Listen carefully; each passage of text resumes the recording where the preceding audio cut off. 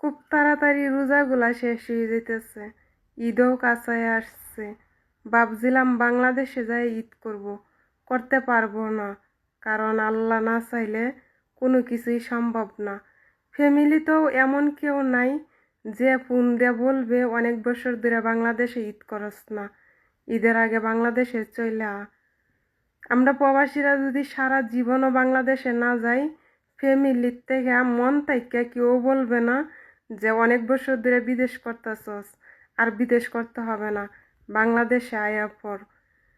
তারা একটাবারও এইটা ভাবে না আমরা রক্ত মাংস তৈরি মানুষ, আমাদেরও মন বলে কিছু আছে। তো সবাই পৃথিবীতে সবাই স্বার্থপর, কেউ কেউর আপন না।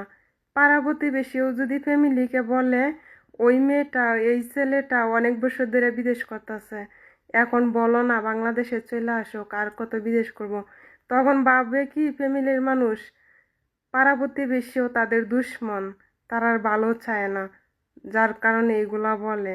মানুষে কয় না যে বাপ মা সব পর হয়ে যায়, কিন্তু বাপ মা কোনোদিন স্বার্থপর হয় না, পর হয় না, বাবা মাও হয়।